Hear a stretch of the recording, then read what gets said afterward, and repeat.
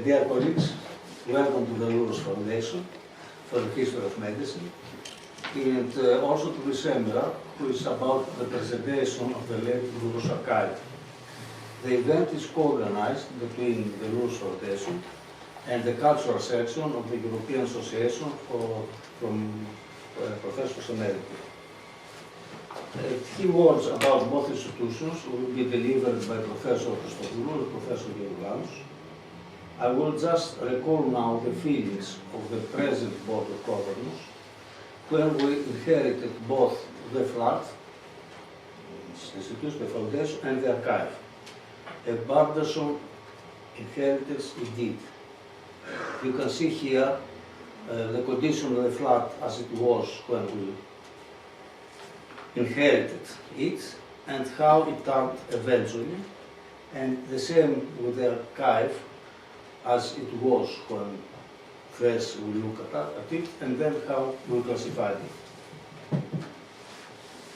It was not pathogenesis that made that, but eventually it did happen. I will ask now Professor Christodoulou to deliver his greeting, and then Professor LOUROS. Thank you. Thank you very much, Thanos. Dear colleagues, it's a great pleasure to welcome you to this seminar, which is partly organized by the European Association of Professors Emeritus, and this gives me the opportunity to say a few words about this association. This association is composed of more than 200 members all over Europe, and various disciplines are represented in it. Not only medicine, it started with medicine, but it goes on to include all disciplines. And this is one of the great assets of the association, that it is interdisciplinary. The other asset is that it is international, it's European. So this provides the opportunity to have contact with various people residing in various parts of Europe and exchange ideas. This seminar is part of a program which I have the pleasure and honor to direct, which deals with seminars or webinars. We have already had a seminar by the section of mental health in collaboration with E.A.P.E, which is an association of families of people with illnesses, especially mental health illnesses. Then we had a seminar organized by the section of health promotion and prevention with international participation. A famous member of this section is Professor E.A.P.E. Then we had another seminar of the mental health section, and soon we're going to have yet another seminar by the section on ethics, organized by an Italian colleague, with the participation of I think a couple of Greek colleagues. I will participate in it. So on behalf of the European Association of Professors Emeritus, I would like to thank Professor Diamandopoulos for having had the courage to organize it, and all of you for participating in this event. Thank you very much. Ladies and gentlemen, dear colleagues, as General Secretary of the LOUROS Foundation, I welcome you in our renovated house. It was the private house of the late Professor Nikolaos Louros and his wife, Ioanna. And on the left, you see his father, who was also, like Nikolaos Louros, professor of gynecology and obstetrics in Athens. Nikolaos Louros was born in 1998 and died in 1966, 88 years old, without having any children. He studied in as Athens and Bern, and then became a professor in Berlin. He made there his specialization in obstetrics and gynecology, and then became first privatdozent, as it is a level before becoming associate professor, and then professor in Berlin, and came then to Greece to become here professor of gynecology. His side of art is connected very much with his uncle, who his father was the uncle of Maria Callas. So very, very early he had a very close connection with her in the, at the time of the German occupation. He helped her a lot, and then stayed a very good friend with her and followed her, and became like that a very connoisseur of operas and music. He has played a major role in Greece in the education not only of gynecology and obstetrics, but also from building the hospitals, and finally he became also, after the fall of the junta in 1974, professor of,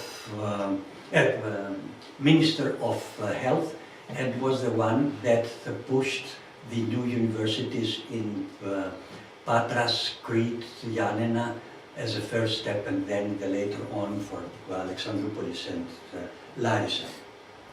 He was the private doctor of 3 queens of Greece, and very close to the royal family, and was decorated with the highest German decoration of the and the Greek ones.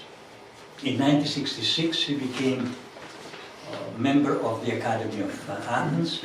He became president of the Society, the International Society of Surgery, with a major congress in Rome in the 60s.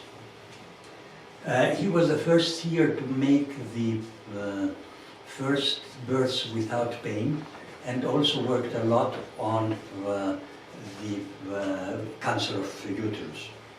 In his will, he left his whole, whatever he owned, to the history of medicine. And it shows that he had a lovely house. He had 2 little apartments that the one served for his private office, and another one to help, and that was all. I mean, they were always saying the LOUROS, the big thing, and has made a huge fortune, etc. At the end, he just had this house and the 2 little ones that inherited first to all the professors of history of medicine, but unfortunately the first board of directors left it, fell apart. I don't want to go further on, but even things that were in the his will are not existing anymore. The water was falling in, the floors were completely destroyed, and thanks to our Vice President Thanos Diamandopoulos, we see what it's here. You can see here one of the last pieces of tissue that has survived, and he has found down in the shops, in old shops, he could find similar, and so we could restore it piece by piece, slowly, slowly, and all this by not only making the whole anatomy of the house, but even also the financial support that he put all the money in advance. First, we restored the 2 little apartments that gave a bit of income, and now I think after 10 years we can be proud of having this this place to be able to make small seminars, to have even dinners, and also have scholars that come from abroad that are interested in history of medicine. The next step that he started also to do is to find some money and take all this archive that he showed you, two pictures that you cannot imagine what it was, thousands of letters, etc., that have been all now digitalized and can be entered pretty soon then on the site of the society. A hell of a work that Christos also worked like mad, and we are thankful for all that we see around. I must say that without Thanos this would have been still a ruin, but with his private really force, he forced us all to find the one thing, to find the other, but mainly he was the one that restored this thing, and we are thankful for him. Thank you very much for being here. Thank you very much, Professor Lourouanus. You are always very kind. I have to say, as a routine, all exaggerated things, but I have to add, I like it very much. So, thank you very much. So, also, before I start my lecture, I have somehow to explain having a seminar in a private house. It's unusual to have a seminar room, which was the dining room. Now we changed to seminar, then we changed again to dining room for formal dinners and so on.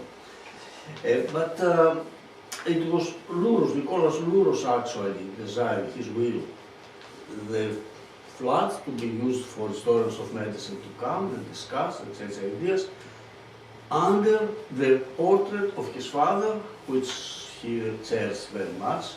You know, if you don't have children, you look back to your father anyway.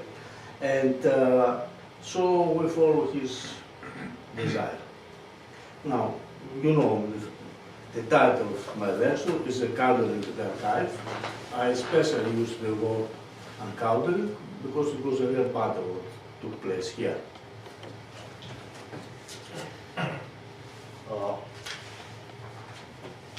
When we took it over, we were faced with a mountain of 43 big crates full of papers, cards, photographs, notebooks, all mixed up. We didn't know what to do with that, so we left it in one of the bedrooms. And then we removed it temporarily here, rather there, because we have to restore the bedrooms. And then again, the same mountain went to Crete, because our president of the LOUROS Foundation, Kostas Trouboukis, was then working as assistant professor, and they gave him some spare place to store them. But then he was promoted to associate professor, went to Ghana, so all this mountain came back. And where to put it, we put in the loft, which was the servants' department, a really derelict place, really ready to fall down. And after a few years, we managed to find some money, so we restored it to be a guest flat. So the mountain was brought here in this room. And then I said, enough, it's enough. We cannot remove mountains every 2-3 years. So I thought to try haphazardly to read it, so to be able to classify, to understand what we have. And then a treasure grove appeared. Tens of thousands of pages of newspapers, of notes, of photographs, of ephemera, half classified laws by his secretary, the late Mrs. Kotsi.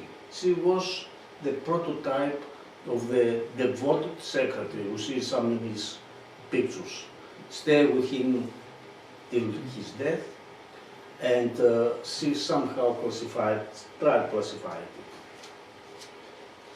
She stopped everything in her cave, which was the basement here, but what was she storing?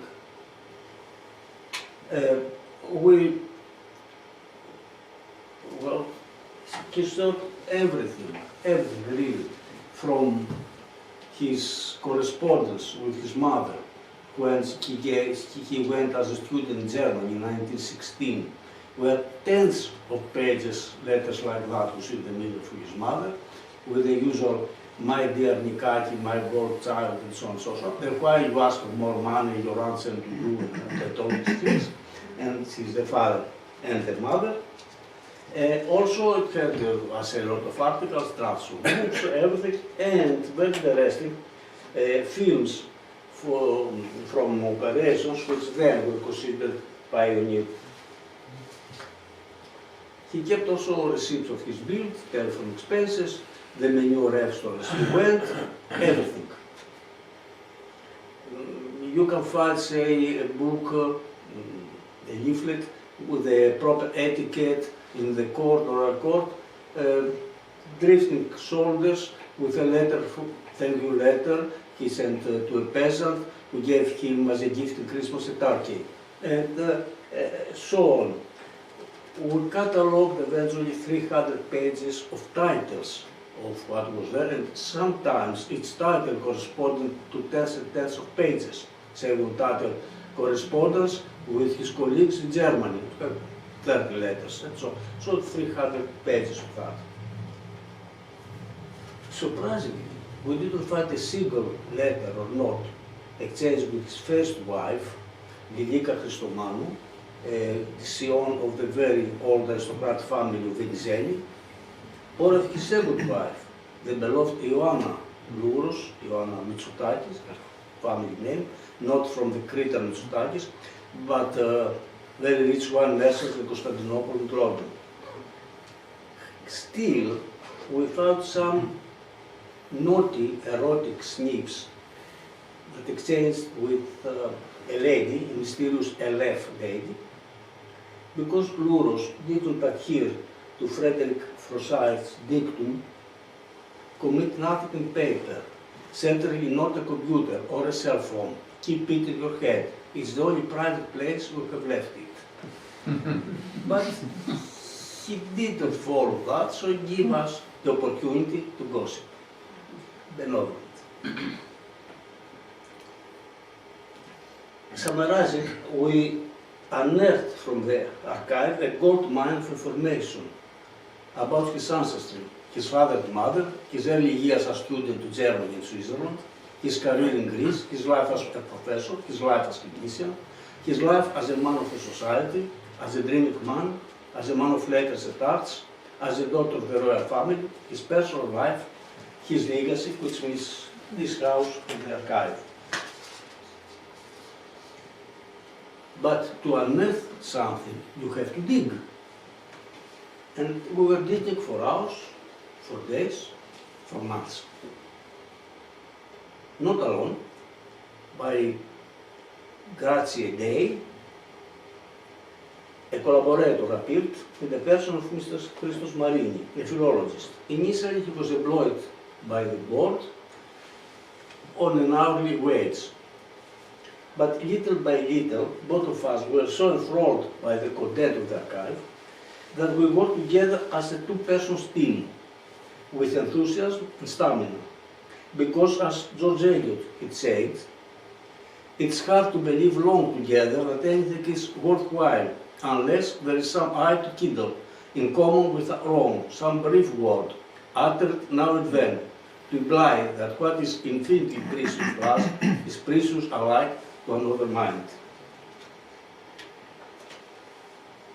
Those like Robinson Crusoe, we were laboring in the archive island, struggling for survival, not survival of ourselves, but survival of the invaluable information in the archives. Almost at the end of our task, two documents appeared voicing the later LOUROS aspiration for the fate of his archive. These two letters, this letter continuation, is to the famous Mrs. Koch, the secretary. It's a very sentimental private letter. I'm not going to read all that, to translate to that.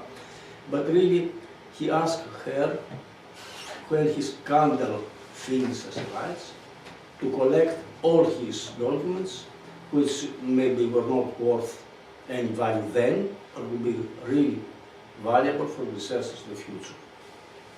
The other document is a letter to the president of the Academy of Athens, asking him that upon his death immediately to collect all the archive, and 20 years after his death, a researcher to be appointed by the Academy to study and publish it.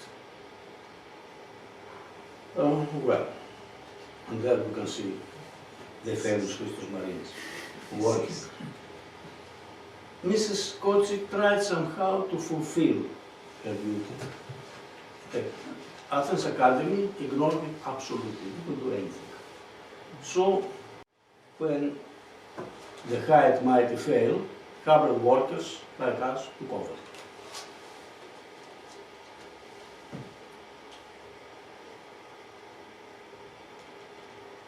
But was all this worth doing? What is the value of an archive? Records preserved in archives, alike books and other forms, that are multiplied and such out, have one extremely important aspect, their uniqueness and irreplaceability. The absolute majority of the content of archives consists of primary sources. Unlike secondary sources, typically published in some form or the other, they exist of a single document or at least 2 or 3 copies of it. The oldest known archive is a collection consisting primarily of literary works. It was composed about the 7th century before Christ by Assurbanipal, the king then of the Neo-Assyrian Empire.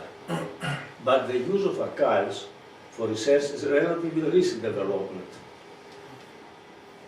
It began with the French Archives Law in 1794. A broad organization of archives, both public and private, has developed since then, and now encompasses all the countries in the world. Their goal is not just to collect and store materials. Their purpose is also to make them accessible. Archives are one of the most important places where the right of free society to access information, the right to know, and within the freedom of expression is exercised. After all, open access to archives is one of the pillars of the Universal Declaration on Archives developed by the International Council of Archives and adopted by UNESCO in 2011. In there, it explains the role of archivists as skilled professionals who care for archives and provide access to them. To close the gate of such a unique source of information, often stored in a single archive, is to close access to it altogether. That would be a culturally criminal act. The board of the LOUROS Foundation are devoted to avoid such an action. Hence, we are earnestly seeking for serious sponsoring in order to digitalize the archive in the near future and make it accessible to the public. In the following part of my presentation, I will show just a few examples of the use of documents in the archive. In box A1, containing medical aces and drafts for articles and books, and under the serial number 23, there was a reprint of an article with the intriguing title, Chasing the Queen of Albania. Did anyone hear of Queen of Albania? Anyway. In it, LOUROS records vividly an urgent call from the then Prime Minister of Greece, Ioannis Patsas, to rush, asking him to rush to Tirana and deliver the Queen's first son. He hurried to the front, riding an old train, no aeroplane was available. But en route, he was informed that Italy had invaded 2 days earlier Albania, and the king and the queen ran away with another train.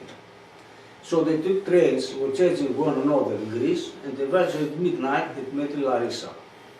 There he was informed that under all this pressure, the queen had born prematurely on a carpet on the floor of the royal palace of Tirana, and the 2-year-old baby was with them.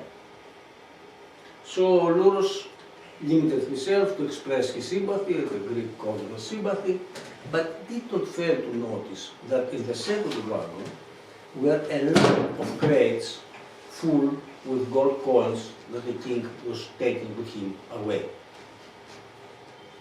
Now, this very little known history aroused my curiosity, and I did a search on the web. Then I found that the beautiful Geraldina Poggi from a North Bulgarian noble family married King George in Albania on 27 April 1938. A lot of celebrations followed, and sumptuous dinners and so on. And the best man was Count Ciano, who was the Mussolini's foreign minister and his son-in-law. And actually he wished at the table a happy couple to be always happy, and their descendants to have a long and fruitful life. But, less than a year later, Italy invaded Albania, and the happy couple ran away to Greece with a little one,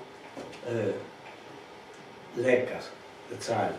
Now he grew up and became, say, the king of Albania in exile.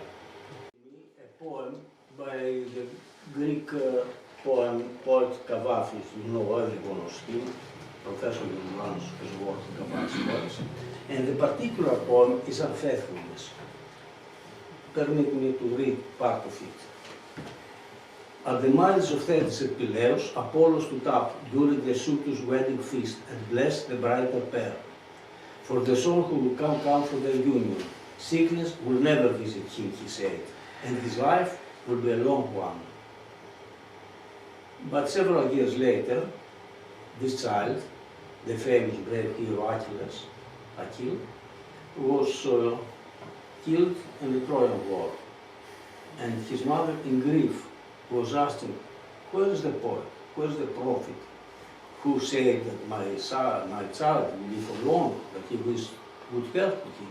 And then the elders answered, Apollo himself had gone down to Troy, and together with Trojans had killed her son. It's what really Ciano did in the wedding, and it was a petition.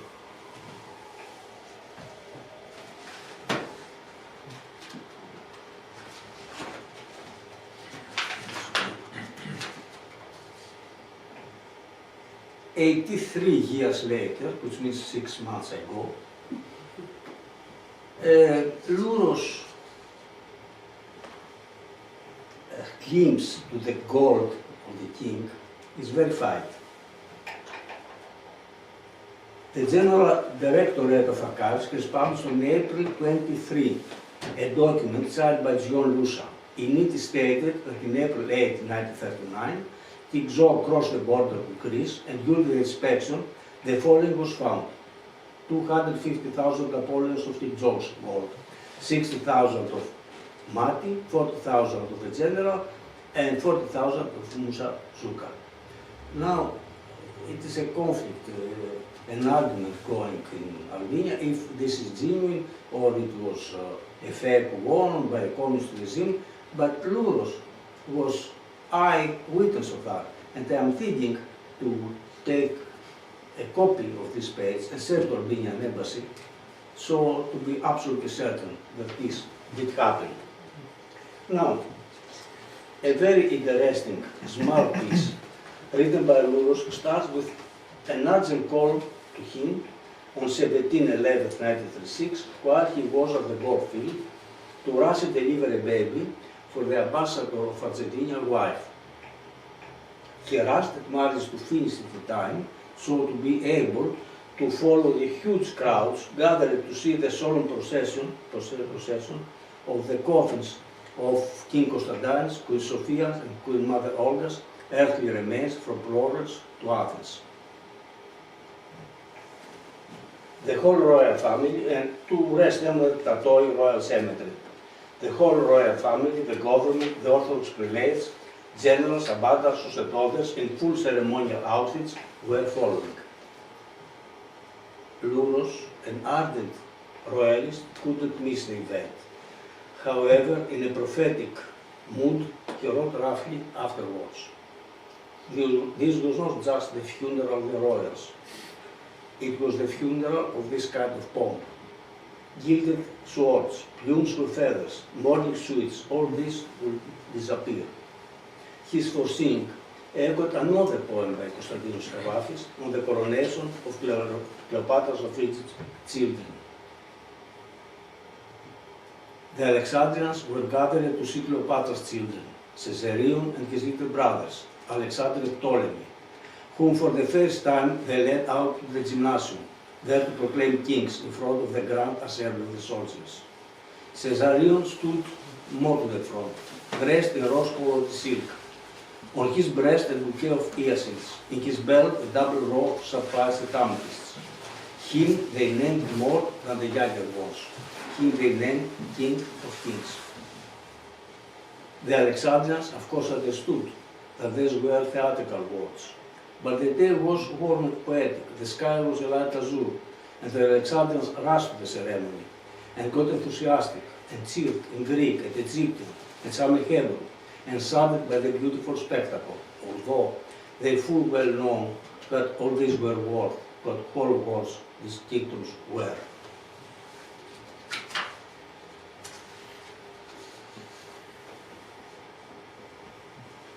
In a naughty section in the archive, LOUROS relates the incident of a mother and a daughter who went to his private surgery asking for verification of the daughter's virginity.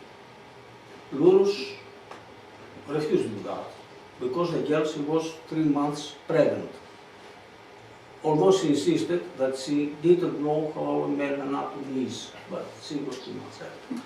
They insisted very much. He said it's not possible to do that. What I can do is to make an abortion of the embryo. But she said no, because then the vagina hymen would be broken, and what can we say to a future husband, and so on. So he refused, they went away, but after 6 months, the girl had come back with a baby like that, still pregnant on the 9th month, and asked for a caesarean section to take the baby, because thus the vaginal hymen could be prevented, and then they could find excuse for the future husband that the scar was from appendectomy. So it's we think now that it is silly that these things doesn't happen nowadays. But still, you know, there are several of these procedures taking place in Greece, and mainly in Muslim countries in Albania, because the men flow from there went abroad to work hard, saved money. They are disgusted by the promiscuousness of their local girls, and are back home to marry the little innocent virgin girl. And the gynecologist there obliged to provide virgins.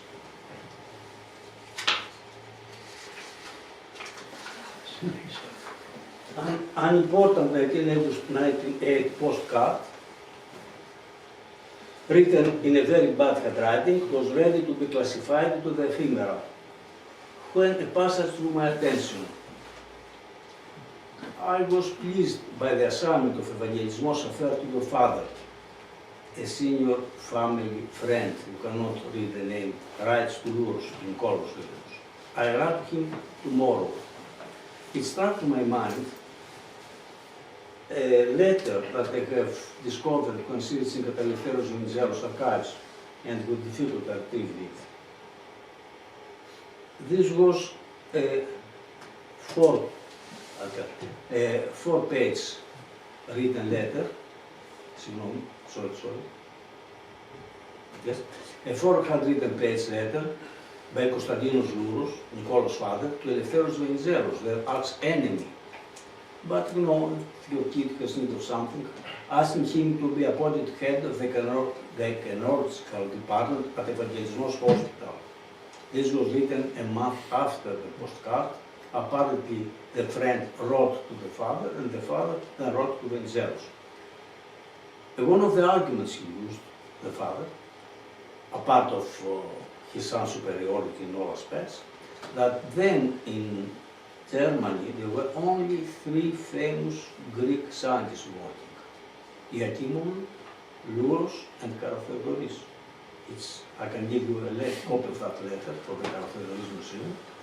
And he said Karatheodoris and E.A.P.E had decided to stay forever in Germany and would be a national loss if his son also does the same. So eventually Nikolaos was appointed head of the department, but for some complicated reasons he didn't accept it, resigned, and his successor was the famous, another famous, very well-known, excellent scientist of Othotopoulos. He stayed against Moscow Hospital, and then started a battle who lasted for years and years. Not only on scientific, but also on political foundations. LOUROS was a humanistic, conservative, moral person.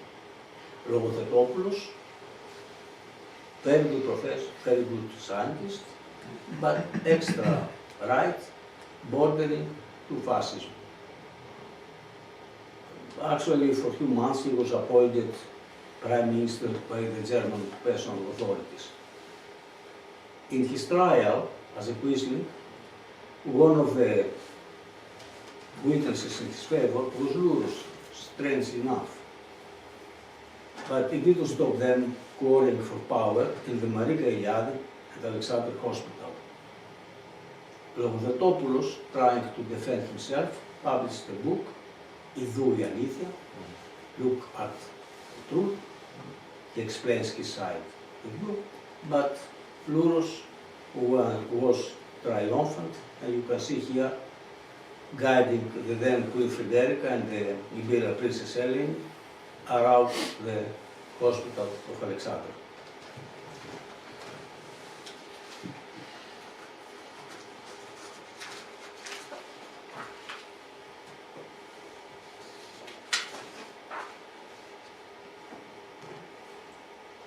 Now, I think I took a lot of your time, so we have to conclude.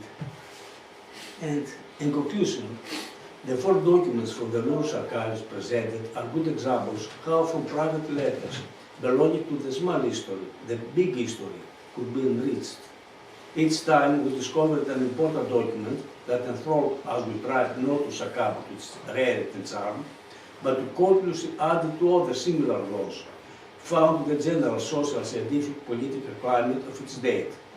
Hence, we started from a small document, and little by little, the great holistic picture of the period appeared.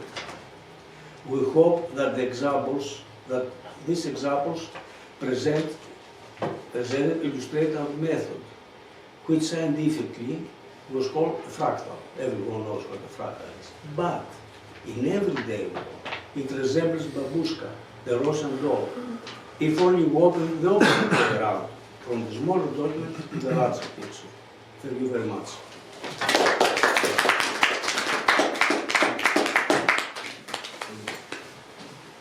Now Mr. Marinis will follow, and discussion about these two presentations will follow, and then discussions for the other two by Agamemnon Tselikas, my good friend, and Katerina Gradika.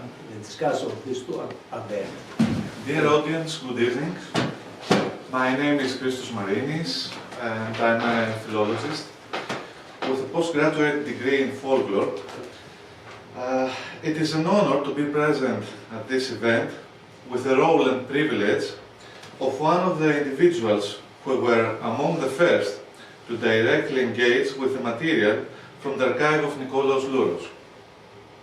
Therefore, I would like to speak to you from the heart and with the perspective of someone who is not affiliated with the medical field, thus being an external observer.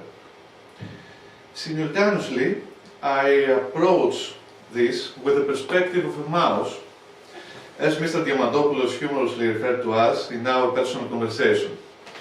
A mouse that, in a narrow chamber filled with boxes, came into contact with countless dusty and yellow pages and documents, with the goal of assisting in bringing them out of obscurity, and finally preserving them.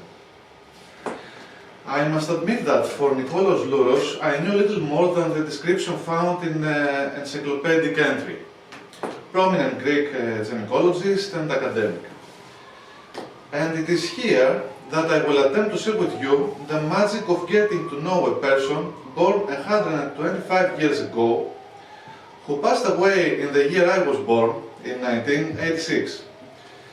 The feeling of acquaintance only through lifeless papers and objects with a person I have never met in person is truly indescribable.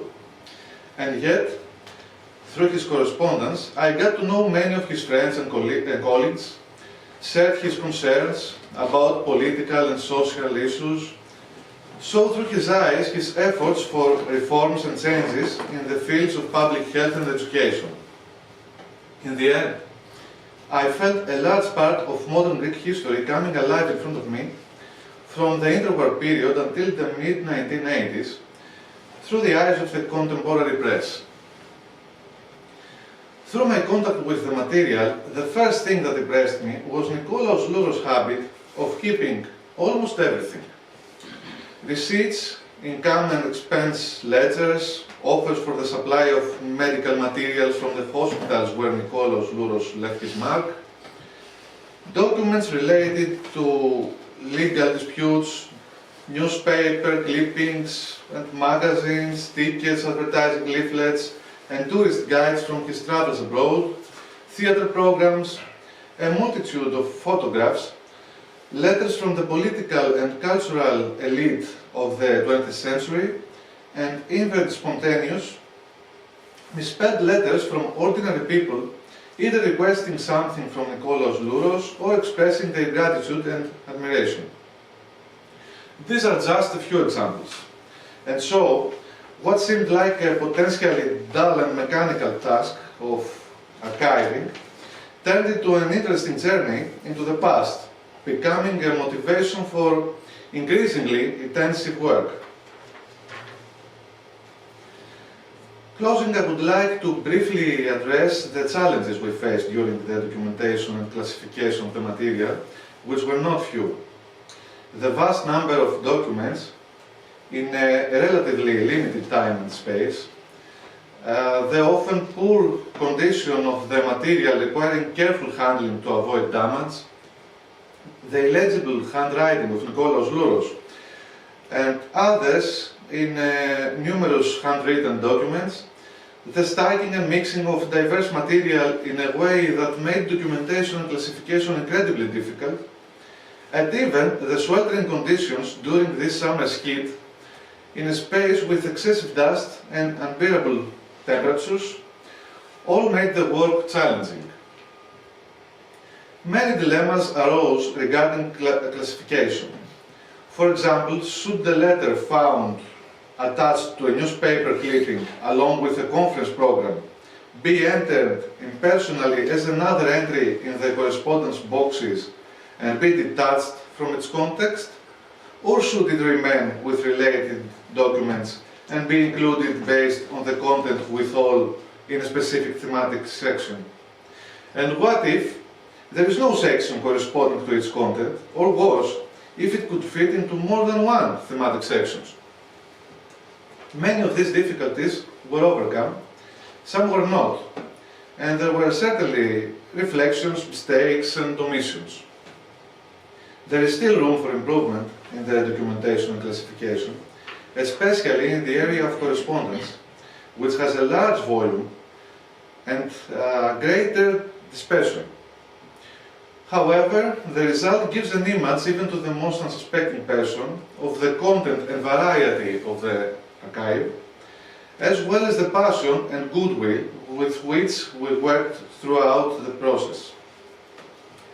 In summary here, I would like to thank and congratulate the Board of Directors of the LOUROS Foundation for their enthusiasm and human approach in dealing with both the material and myself, allowing for an amazing collaboration.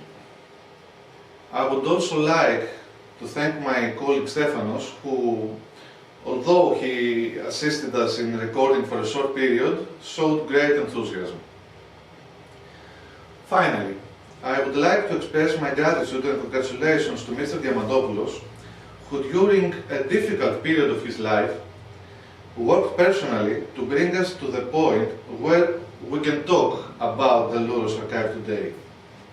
His historical knowledge, youthful enthusiasm, energy, humor, and passion played an irreplaceable role in the course of this effort. Thank you for your time and attention. Thank you, Christos. I'm afraid we'll be accused that with him we founded a mutual admiration society. But it's true, the feelings that one has for the other. Now, the two presentations were open to comments, discussions, anything. Is anyone who say something? No? Either we have presented it very, very well, and there are no doubts, or so badly that you don't think is worth commenting. No, we can have a general discussion at the end Then. of all speeches. Okay, so then I will ask, yes, Mr. Agamenon Tselvikas. Maybe you don't know him because he does not belong to the medical media. He's a paleographer. I suppose he may be the best in Greece. He was responsible for the paleographic section of the National Bank's Educational Institute. He is now working in teaching paleography. I can say that he classified, digitalized the archives of the Patriarchate of Alexandria, of Jerusalem, several monasteries from Mount Athos, and now is working at the archives of the Greek Parliament. So he honors us with his presence. I'm very glad and I'm very proud to be here and to speak in front of you. And also, I must thank my friend Diamandopoulos, who invites me to speak to you. The title of my paper, as I thought it to propose, is my distant acquaintance with the philosopher and doctor Nikolaos LOUROS and the close acquaintance with his archive.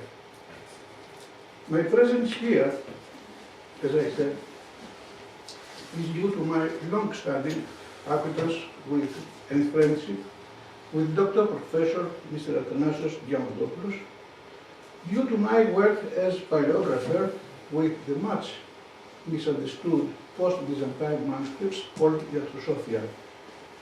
Attempting to trace the scientific roots and origins of these texts, I have for many years turned to this study of ancient and modern Greek and medieval medical texts. This research path, with its by no means easy, yielded many and impressive findings. For me, who is neither a doctor nor a historian of medicine, reading and studying medical texts from the Middle Ages to the so-called Enlightenment was a fascinating challenge in terms of the transmission and circulation of the texts and the transfer and exchange of medical knowledge beyond the various geographical boundaries of the Mediterranean peak, and especially their use in Greece under the Turkish and Venetian domination. At the invitation of my friend Diamandopoulos, with the art of persuasion that distinguished him, I could not resist or refuse the tempting proposal to contribute as much as possible to his desire to get involved in the process of highlighting the archive of the philosopher Dr. Nikolaos LOUROS. I repeat, I am neither a doctor nor a historian of medicine. I am rather a paramedical historian, and the field I share is paleography and textology through time. But by chance, I happen to have a distant theoretical acquaintance with the name and personality of a great physician philosopher in whose institution we stand today. You see that I am not using the common conventional term iatrophilosophos, because this term is Byzantine, it was Byzantine, in Byzantine and post-Byzantine manuscripts, characterizes the man who possesses medical wisdom, does science, and not the man who possesses both knowledges. Although there are also some exceptions with in our history, like for example, our own Georgios Coresios from Chios Island, who indeed was both a physician and a philosopher and also theologian of the 17th century. I first heard the name of the academician LOUROS in 1968 when I was in the first year of the philosophy school of the University of Athens, in the site of the Hellenic Society for Humanistic Studies, founded by the late professor of classical literature in the University of Athens, Konstantinos Vouroudis. The professor spoke to us about humanism and explaining the meaning of the term to all phases of social life, starting, of course, with the per se humanitarian value of the ancient classical texts and the effect their study had on the evolution of the European spirit. The aims of the Society, as set out in its various publications, were to contribute to the study of the paramount values of the humanistic ideal, as expressed particularly in the classical Greek works of literature and art, and to foster the humanistic tradition of the Greek peak. So its program aims to educate the wider public on one hand and pushing scientific research on the other. Following through its close circle, I was then working in its office as an assistant. The Society's activities, the conferences it organized and its publication, I came across among them an article entitled Medicine and Humanistic Education, Athens, 1961, which was included later and in the publications of the Society in the second edition, 1967. And it was precisely this title that characterizes humanism and science as the behavior and action of the complete human personality. At the same time, during scientific researches, among others, I came across his article in the E.A.P.E, the yearbook of the Research Center of Greek Philosophy of the Academy of Athens, with the title The Introduction and the 12 Sophisms from Francis Bacon's Advancement of Learning, where these 12 sophisms, with their explanations, were translated into Greek. It is clear that made an impression of LOUROS from this text, which agrees with his entire philosophical and epistemological thinking, despite Bacon's reactionary, and often contradictory character. Its purpose, as LOUROS says, is to highlight the need for cognitive progress and its importance. For this reason, he does not limit himself to describing what is known, but also to highlight the great gaps of knowledge in the hope that others will fill them in. I'm sure both of these articles are in the rich library that surrounds us here as in mine. After the establishment of democracy in Greece in 1974, when the National Bank of Greece Cultural Foundation was reorganized, the academician LOUROS for almost a decade participated in its first board of administration, 1974-1983, together with other prominent intellectual personalities with a solid and indomitable democratic and liberal spirit with common characteristics, the implementation of the purposes of the foundation, which was a dissemination of humanitarian education in the new era of Greek society, and its connection with corresponding European culture and science. So it to mention a few names that you already know: Ioannis Kakridis, Linos Politis, Pantelis Perevellakis, Aristobulus Manesis, Evangelos Papanoutsos, Konstantinos Tsatsos. This is how LOUROS' choice is interpreted, who obeyed common sense and the self-evident need to approach the studying youth with the language spoken by vernacular and not with the cold and pretentious one imposed by the scientific conservatism.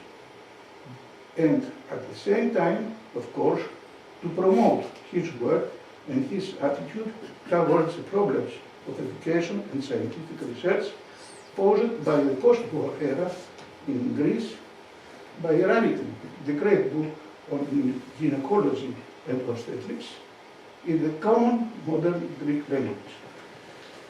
And here, of course, he also meets with many representatives of writers and intellectuals of the generation of 30s and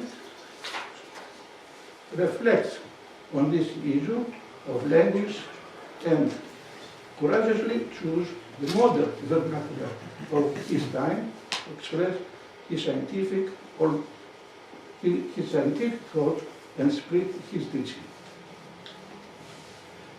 I, as collaborator of Professor Linos Politis due to paleography from 1980, officially and informally, took over the direction of the Center for History and Paleography that he established within the Cultural Foundation with the aim of spreading the knowledge of paleography and opening the manuscript collections of Greece to scientific public. I remember LOUROS, when he came to the foundation, serious and always thoughtful and curious to ask about our project. I have made this introduction to describe from my own point of view a side of the personality of the philosopher and physician, whose archive and library is alive around us as a source of inspiration for further scientific research and above all as an example of the dissemination of science in a proper way, aiming at the soul and emotion to each person to progress spiritually, not only in the Greek country, but I dare say also worldwide, because LOUROS was not limited only in Greece, as well as other members of this foundation we are in.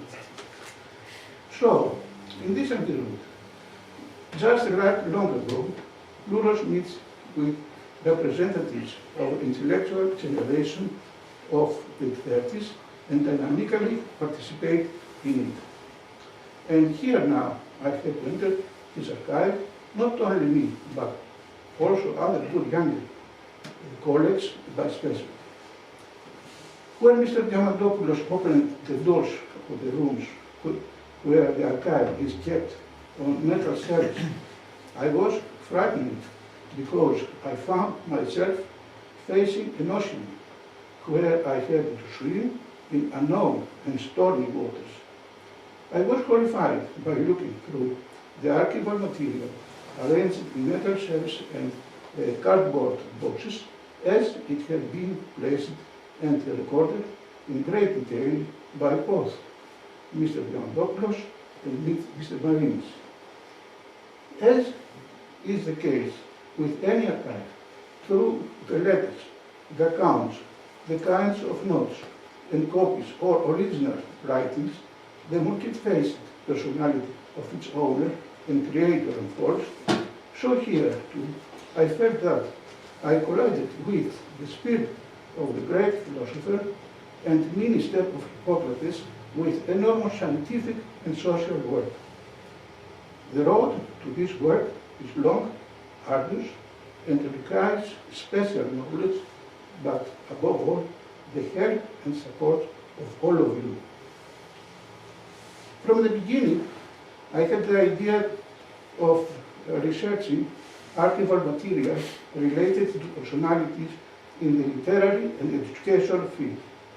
In the short time that due to pressing personal needs, I had at my disposal, and this because my obligations in the past 2 weeks did not allow it, I went through only 2 files of correspondence oriented in time to the 60s.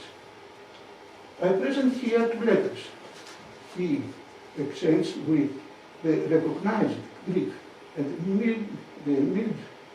mid-Manual writer Ilias Venezis, 2 more with a progressive and subversive educator Evangelos Papanouchos, and 1 with the writer and journalist Kostis Bastias. It is enough to read you these short letters, and you will immediately understand the intention of LOUROS to cause the confirmation and establishment of the vernacular as the scientific language of modern Hellenism through the prestige of reputed writers, educators, and journalists. The first one, LOUROS to Venezi, 27 June 1963. You may be surprised to receive the new version of my writing that is beyond your interests. He speaks about gynecology and obstetrics. I do it anyway to show you my linguistic effort, which you feel you will find if you take a look at the text and especially the prefaces. The effort I have been making for many years is a contribution to our language struggle, with the hope that I will contribute to slowly acquiring within our multilingualism a language tolerable until the future restores our language in accordance with our biological feeling of the evolution of the Greek people. I shall be glad if you will place my enclosed book in a corner of your library as token of my deep appreciation.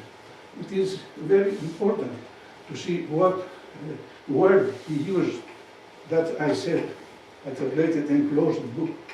He used the Greek word parisakto syngrama. That means he feels like abnormally entering into a foreign family. Second letter, Venezis to LOUROS, 7 July 1963. Dear Mr. Professor, returning from a short trip, I find your precious gift. Thank you very much. I have known for years the great and venerable example you share to remove the pretense in the language of science, which is a front in the struggle of life. What you write in the preface of 1948 is moving in their persuasion.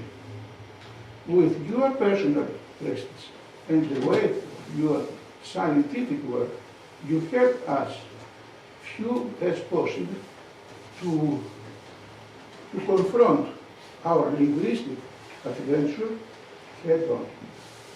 Then your example may be imitated by others.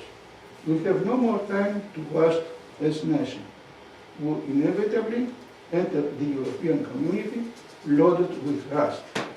I shake your hand and thank you. Now the letter for LOUROS to Papanoutsios, 27 June 1963. You will perhaps be surprised that I am sending you the new edition of Obstetrics and Gynecology, which, in order to prevent repetitions and to make it easier for the student and the doctor, I have decided to unite in one volume. Apart from the fact that you are the most characteristic descendant of the Socratic technique, and thus of this midwifery, I want you to take a look at my linguistic effort and read the prefaces in particular. This effort of mine is a continuation of our struggle for the creation of a tolerant language style that can also be used in science without causing great contradictions, and that responds to the contemporary era. Expecting the future to once and for all shape our language and to miss our current multilingualism. I will be happy for you to keep in a corner of your LOUROS book, which please consider that by sending it to you, it symbolizes my deep appreciation and my love. LOUROS, a fellow of kings, to write Papanoutsios, which is deep democratic. LOUROS to Papanoutsios again. My dear friend, I was outside when your article about vernacular Greek was published in ΙΔΡΥΜΑ newspaper. I just read it yesterday in E.A.P.E, and I want to thank you very much for your kind review.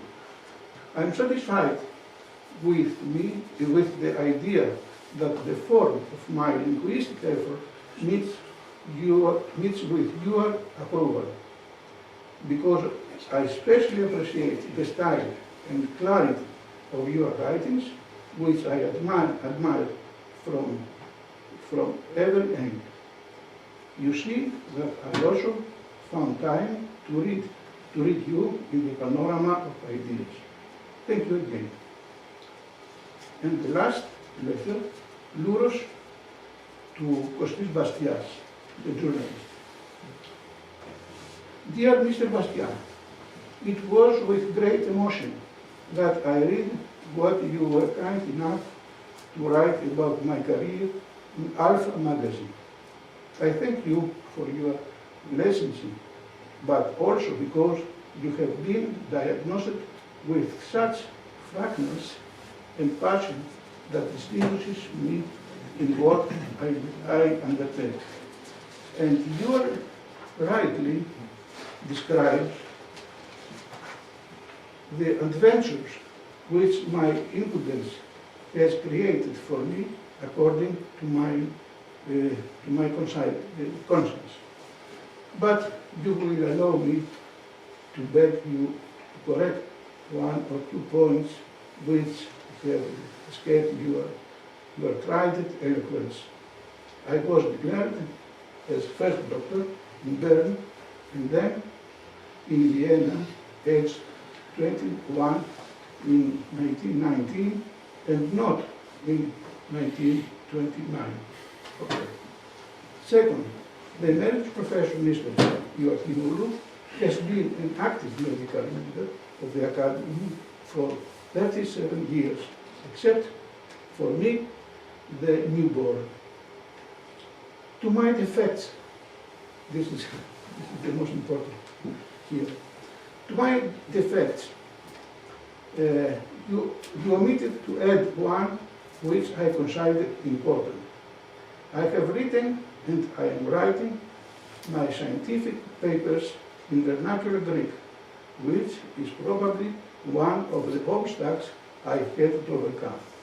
I admire your psychic ability and the wit of your brilliant pen, with much respect and fairness.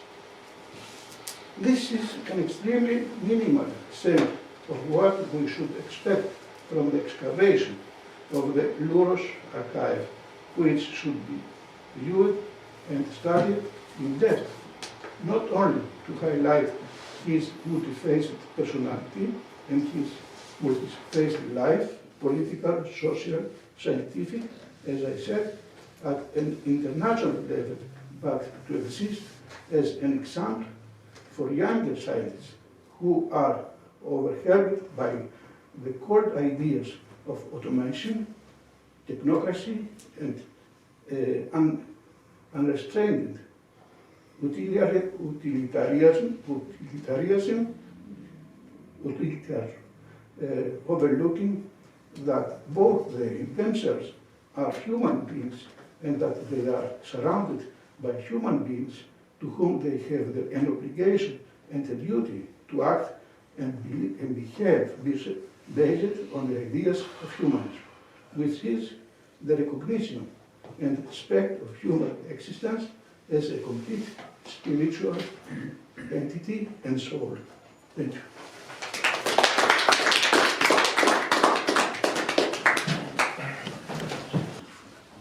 Thank you, Menon, for presenting us. Thank you for presenting us the letters of LOUROS. It was an original input. And now I will ask Professor Katerina Ildrykis to present the last lecture and then discuss the following. Good evening. The title of my presentation is Professor Nikolaos Louros, a concerned scientist in 20th century Athens. First of all, I'd like to thank Professors Athanasios Diamandopoulos, Stefanos Geroulanos, and the Nikolaos Louros Foundation for the History of Medicine, and Professor George Christodoulou, and the European Association of Professors Emeriti for the honor to speak at this seminar. The event celebrates the legacy of Nikolaos Louros by presenting the descriptive catalogue of the LOUROS private papers, thanks to the exemplary work of Christos Marinis. The documents reflect a long and rich life in public service, intellectual and scientific investigation, and social commitment. I was deeply honored to have been asked to take a brief look at the LOUROS papers, so I've chosen to reflect on Louros as a concerned scientist of his age, and to suggest a small selection of lines of research, namely his commitment to medical history, to democratic values, the environment, and his approach to the fields of eugenics and social medicine. Let me first try briefly to set the trajectory of the life of Nikolaos Louros against the events that mark the broader historical context of the 20th century. In fact, Nikolaos Louros died at the age of 88 in 1986, thus his life spanned the best part of the 20th century. He was, as has already been said, the son of Konstantinos Louros, who had been a university professor and royal obstetrician. He had been trained in the German medical tradition and was active in politics with a career in the royalist camp. Nikolaos was 20 years old at the end of the First World War, received his doctorate from the University of Bern the following year and followed in his father's footsteps. His early academic career began in interwar Germany, where he matured as a medical researcher. But in 1929, he returned to Greece, a country split into two political camps. He continued his career in gynecology in Greece and later became professor of obstetrics and gynecology. For the hardships, persecution and arrest he experienced during the German occupation, he had none other to thank but the other professor of gynecology, Quisling Prime Minister and Nazi ideologue Konstantinos Louros. When Greece was again free in late 1944, Louros was 46 years old. As we shall see, his engagement with social and political issues, both theoretical and applied, began in earnest immediately thereafter. With the brief 7-year interval of the military dictatorship approximately at the time of his retirement, the rest of his long life unfolded in the context of Greece's restored political and social environment that was backed by the country's steady economic progress. Also, in 1974, at the age of 76, he served as Minister for Education in the first Karamanlis cabinet that restored democracy after the fall of the dictatorship. Nikolaos Louros, who dedicated his estate to the study of medical history, was himself a keen medical historian.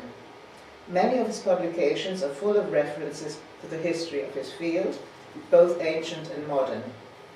For instance, in one of his papers, he singled out a contribution to modern medicine thanks to two Greek physicians, namely the 18th century Greek doctors Emmanuel Timonis from the Ottoman-held island of Chios and Iakovos Pylarinos from Venetian-held Cephalonia, both trained in Padua. In 1714, the two doctors saw their findings on the effect of inoculation against smallpox as practiced by traditional medics in the Ottoman Empire appear in the transactions of the London Royal Society. Effectively, the two doctors had bridged the cultural divide between Eastern folk medicine and Western scientific medicine. A mere 3 years later, Lady Montagu, the wife of the British ambassador to Constantinople, had her son inoculated for smallpox by the old women, expert in local popular medicine. Then, on Lady Montagu's return to London, she introduced the practice to the British aristocracy, scientific and political establishment, and ensured her own international fame. In other words, this incident of European medical and cultural history drew the attention of the medical historian in Nikolaos Louros, who wished to challenge the received wisdom of his time. As noted previously, Louros was born into the court social environment and remained loyal to the palace. He was a member of the royal household, as physician to the royal family, and understandably, his worldview was largely affected by this environment. This photograph this is a photograph of his official pass that was issued in April 1954, it's in the archive, as proof of his identity. Setting aside the palace's political meddling and violation of the Constitution, there were issues in which it played a constructive role that can often be seen to align with Louros' medical priorities and social sensibilities. For one, the Greek court embraced, if not a tradition, at least a distinct partiality for literary democratism. Democratism, the use of the vernacular, was something that Amendment Zeligas touched upon previously. The royal family were also patrons of charitable institutions, most notably hospitals. Furthermore, in the 1950s and 1960s, the royal family, specifically Queen Frederica, was a staunch supporter of scientific research and was instrumental in promoting the US-backed projects to establish the country's principal scientific research institutions, i.e. the National Royal at the time Hellenic Research Foundation and Demokritos. Thanks to his role as royal obstetrician, LOUROS was therefore perfectly placed to draw on royal support for his plan to set up a modern maternity hospital, a national priority of well over a century. Besides, from early on in his career, LOUROS had focused his research on major causes of women's mortality. He now translated his scientific knowledge and access to power and patronage into social and administrative action. Thus, in 1954,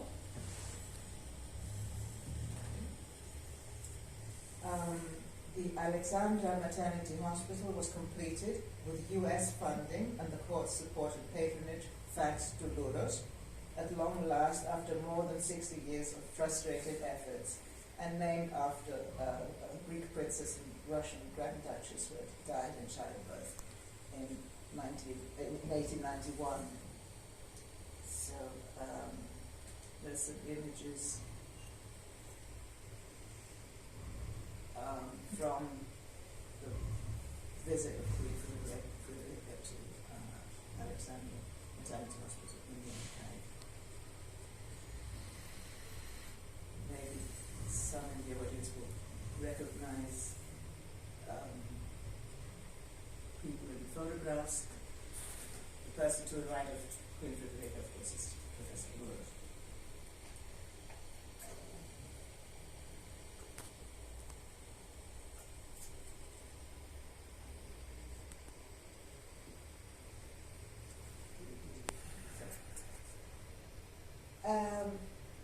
As becomes clear by the documents in the archive, LOUROS' pro-democracy liberalism and his participation in the group of liberals for the restoration of democracy in 1973, after 6 years of military dictatorship, was to some degree motivated by his desire to see a liberal regime of constitutional monarchy restored in Greece.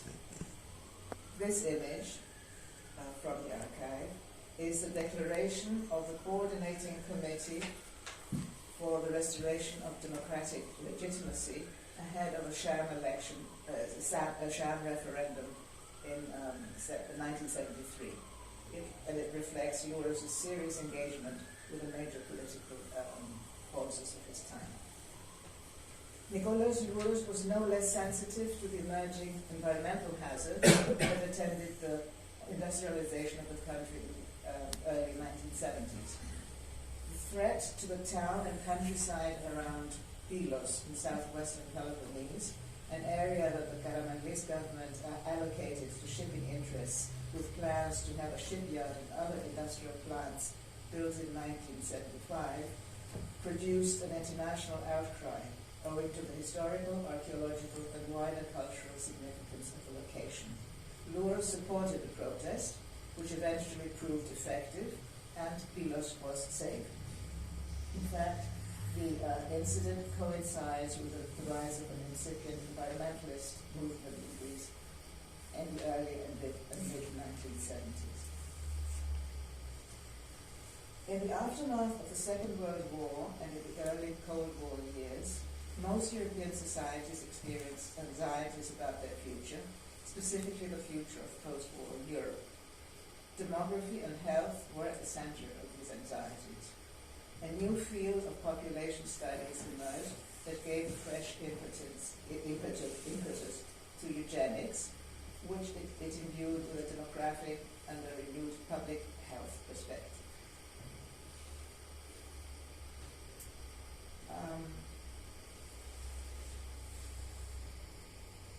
Influenced by British and US eugenicists, a Hellenic Eugenics Society was created in 1953 with Nikolaos LOUROS as its second president and most influential member. This image is a list of the society's founding members.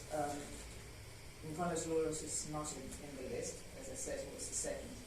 He joined later, and he was the second president. Recently,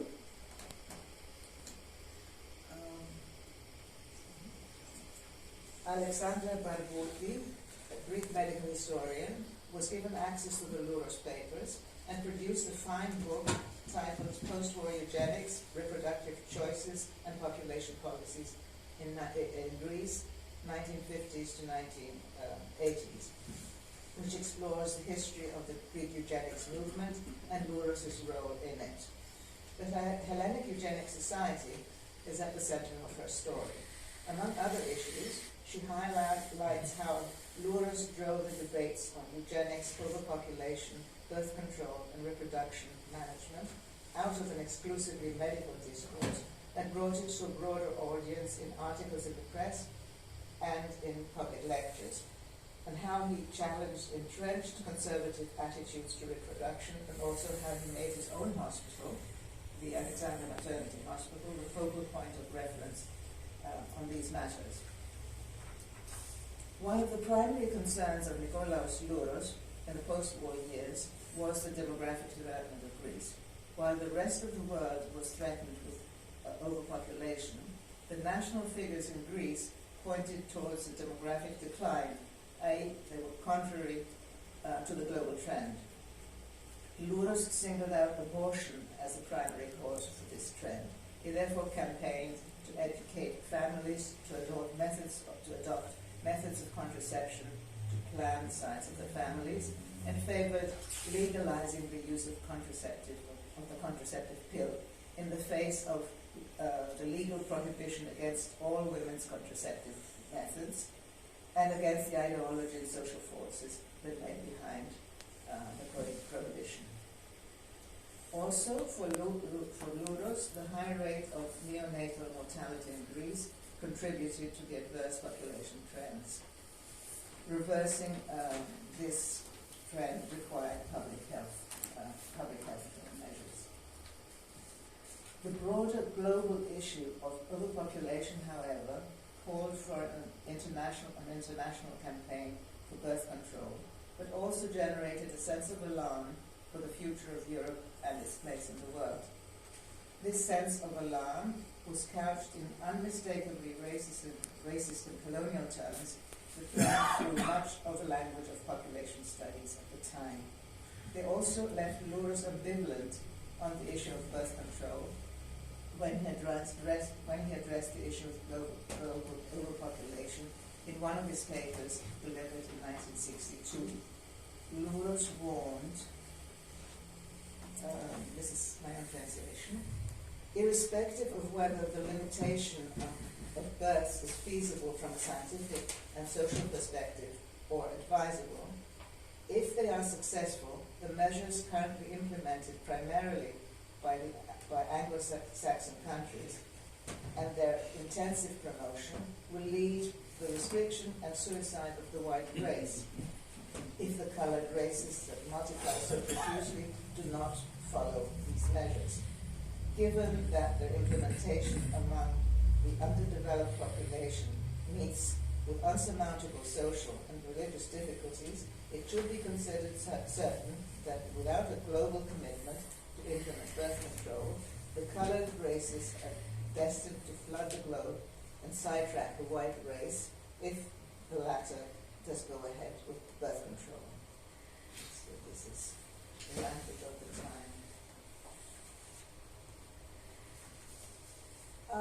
In 1945, Louros published a proposal for a national health service scheme for Greece that would address the country's specific healthcare gridlock, namely its fragmented system of medical care, a major source and a product of social injustice, and also deal with commercialization of medical services. Indeed, it would drastically overhaul the entire antiquated system. In it, he wrote, in the book, it is time to realize that however great our gratitude up to now towards private charitable enterprise, medical relief must cease to be a question of voluntary philanthropy or of privately financed individual enterprise, and must come to be regarded as a right of the citizen and an obligation of the state. Thus, public health and medical relief will be the exclusive function of the state, financed by the health fund. LOUROS lay out a system that would be financed by, would be funded by taxation, would be compulsory for all citizens, and would be served by full-time medical staff. It was designed to replace the pre-war fragmented landscape of public and private health care and lift Greek society out of its post-war state of poverty and devastation. It was in fact clearly inspired by the contemporary ideas of social medicine and health as a basic human right that underpinned the foundations of the World Health Organization and were included in its charter, and of the National Health Service in Britain a few years later. For sure, in his thinking, LOUROS was kept fully informed by the ideas of his time and had an acute sense of social priorities.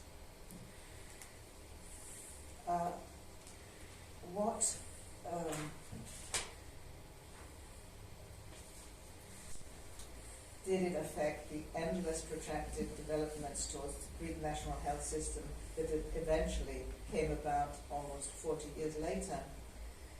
Besides, LOUROS never lost interest in the national health system. The title of his last publication, shortly before his death in 1986, is "Το εγώ και το εσύ," which could be paraphrased as the self and the thou, or, not to miss the Greek pun, the self and the NHS. To conclude, Nikolaos Louros was no socialist, quite the contrary. But it seems to me that he would have subscribed to Rudolf Virchow's form of social awareness and to his famous utterance that medicine is a social science and politics is nothing else but medicine on a large scale. Medicine is a social science. Medicine as a social science, as the science of human beings, has the obligation to point out problems and attempt their theoretical solution.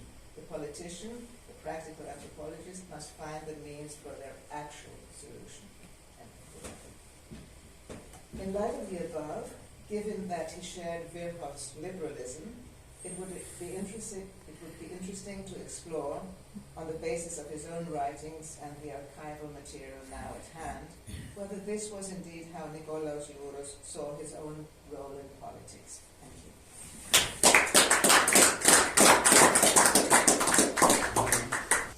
This afternoon, this evening, can be considered a kind of memorial service for Louros. I've heard a lot about him, but there is a lot to be told from the philosophical point of view. I try to be a philosopher now. You see the fluctuation of ideas in political climate. Just two examples. You saw this marble plaque from the Alexandra Maternity Hospital, which was the culmination of Louros' career, his name there. Well, this was taken down later and disappeared. Also, a bust of him in bronze, I could show in my second slide, was were made to be erected in Alexandra Hospital. Eventually it was sent back to the Nike Museum. And his ideas about the state obligation for nationalized health system like English NHS and so on, which were very progressive for a person that was really conservative. Nowadays we see the reverse. The national health system here and in Britain and everywhere is declining, and we think about privatization of health. So we have to control ourselves before rushing to absolute conclusions and values, because history comes in rounds, but some people like Louros are able to stay at the top of this round every time. So I cannot say anything more. I'm waiting for documents for all the lectures presentations. Is there any? Yes. So, yes. Thank you very much. Everything was very interesting, and I learned so much about this archive, and it seems like a huge task to organize it and classify it. I was just wondering if there is an archive in Alexandra Hospital or where he had worked, and whether there's a connection between the two archives, and whether you have thought of something like making a link between. The top of administration of Alexandra Hospital have been invited this evening, but he didn't answer. Also, LOUROS had asked for his papers from Alexandra to come here to be joined. This never happened. And also he had asked a lot of, several very good old paintings from his study also to come here, or the study to be preserved there. This also didn't materialize. So sometimes it's better to have your own biological children that look after your estate. So thank you very much. And there are some refreshments there, and chipuro, and some pies, so we can continue in a more materialistic way. Thank you very much. Thank you.